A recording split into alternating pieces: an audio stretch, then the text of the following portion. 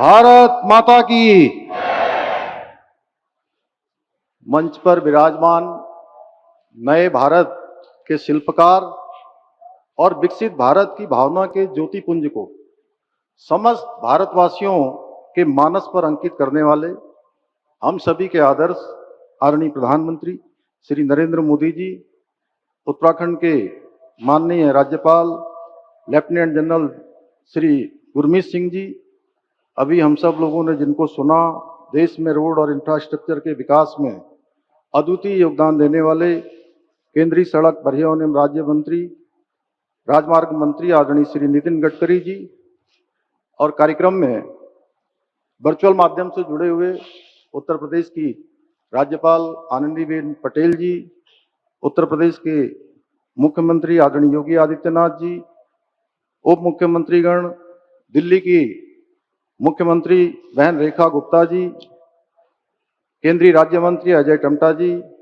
मंच पर आसीन हमारे सभी सम्मानित पूर्व मुख्यमंत्रीगण, राज्य मंत्रिमंडल के मेरे सभी सहयोगीगण, माननीय सांसदगण, विधानसभा अध्यक्ष श्रीमती रितु खंडूरी जी, माननीय विधायकगण, भारतीय जनता पार्टी के प्रदेश अध्यक्ष और राज्यसभा के सांसद आदरणीय महेंद्र भट्ट जी एवं आदरणीय प्रधानमंत्री जी को सुनने के लिए इतनी भारी संख्या में उपस्थित सभी माताओं, बहनों, वरिष्ठजनों एवं युवाओं का मैं आज इस ऐतिहासिक कार्यक्रम में आप सबका हृदय से स्वागत करता हूं, आप सबका अभिनंदन करता हूं।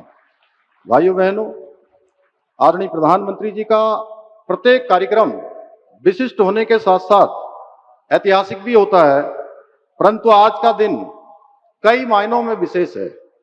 आज जहां आज उत्तराखंड के विकास की लाइफलाइन, देश की लाइफलाइन के साथ दिल्ली देहरादून इकोनॉमिक कॉरिडोर के रूप में जुड़ रही है, वहीं आज देश में सामाजिक सौहार्द एवं समरसता को मजबूत करने के लिए वंचित वर्ग को समाज की मुख्य धारा में जोड़ने वाले महापुरुष भारत रत्न बाबा साहब डॉक्टर भीमराव अंबेडकर जी की जन्म जयंती है।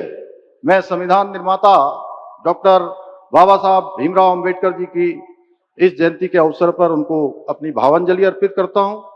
इसके साथ ही जहां आज भगवान सूर्य मेष राशि में प्रवेश कर रहे हैं और हमारे सिख भाई बहन खालसा पंथ की स्थापना के प्रतीक स्वरूप सिख नववर्ष मना रहे हैं, वहीं हमारे अन्नदाता प्रकृति की उपासना करते हुए बैसाखी पर्व को हर्षोल्लास से मना रहे हैं। मैं बैसाखी की भी आप सभी को हार्दिक बधाई एवं शुभकामनाएं देता हूं।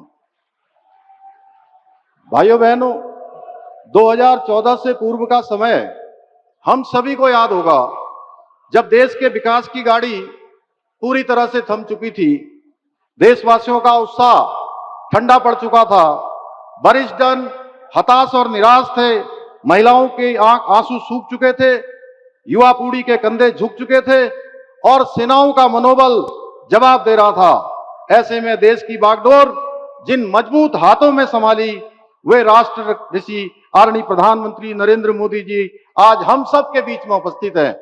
मैं आप सबकी तरफ से, अपनी तरफ से उनका एक बार जोरदार तालियों से आप सब उनका स्वागत करेंगे, अभिनंदन करेंगे।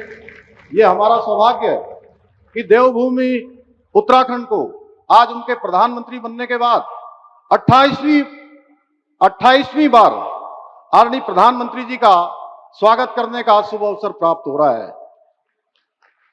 यह आदरणीय प्रधानमंत्री जी का हमारे राज्य के प्रति अगाध प्रेम का प्रतीक है। आदरणीय प्रधानमंत्री जी जब भी उत्तराखंड आए हैं, देवभूमि उत्तराखंड के लिए कोई न कोई विशेष सौगात लेकर अवश्य आए हैं। चाहे बाबा केदार की पुण्य धरा से 21वीं सदी का तीसरा दशक उत्तराखंड का दशक होगा कहकर हमारा उत्साह बढ़ाना हो, या जिसको भारत का अंतिम गांव कहा जाता था, सीमांत गांव माड़ा में आकर उसे देश का प्रथम गांव घोषित करना हो, या इन्वेस्टर समिट के उद्घाटन के अवसर पर बेड इन उत्तराखंड का संदेश देना हो, या महादेव के पवित्र तीर्थ आदि कैलाश के दर्शन कर इस तीर्थ की सुंदरता को विश्व पटल पर रखना हो, राष्ट्रीय खेलों के उद्घाटन समारोह में पधारकर पूरे देश के समक्ष देवभूमि को खेल भूमि के रूप में नई पहचान दिलाना हो, या हरसिल मुखवा की धरती से शीतकालीन पर्यटन को बढ़ावा देने का आह्वान करना हो, या फिर राज्य के रजत जयंती वर्ष के अवसर पर अगले 25 वर्षों के लिए राज्य को एक नया विजन देना हो, आपका देवभूमि में आगमन देवभूमि के लिए हमेशा शुभ एवं कल्याणकारी हो रहा है।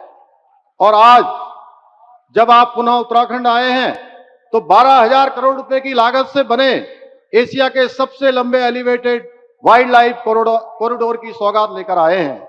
इसके लिए उत्तराखंड के सभी प्रदेशवासियों की ओर से मैं आपका हृदय तल से आपका धन्यवाद करता हूं।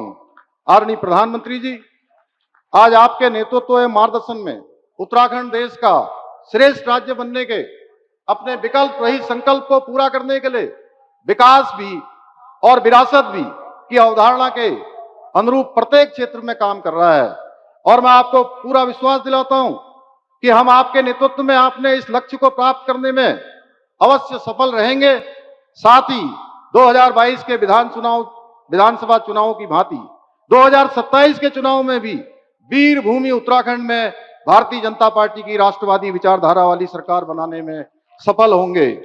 समय की बाध्यता के कारण अधिक न कहते हुए कविता की इन पंक्तियों के साथ आदरणीय प्रधानमंत्री जी का पुनः धन्यवाद करते हुए मैं अपनी बात समाप्त करता हूं। अब रफ्ता रफ्ता नहीं, पूरी रफ्तार के साथ आगे बढ़ रहा है भारत।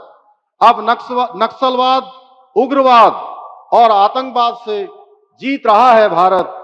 अब अर्थव्यवस्था, महिला सशक्तिकरण, स्वरोजगार के साथ साथ नवाचार में भी कीर्तिमान बना रहा है भारत।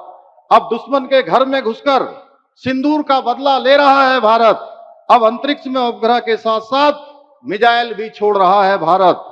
और उत्तराखंड को विश्व की पर्यटन राजधानी बनाकर अपनी विरासत भी संभाल रहा है भारत। अब महिलाओं को उनके अधिकार देने के लिए नारी शक्ति बंधन अधिनियम लागू कर रहा है भारत। और अब बिहार के बाद बंगाल में भी गुंडा राज खत्म करने के लिए तैयार है।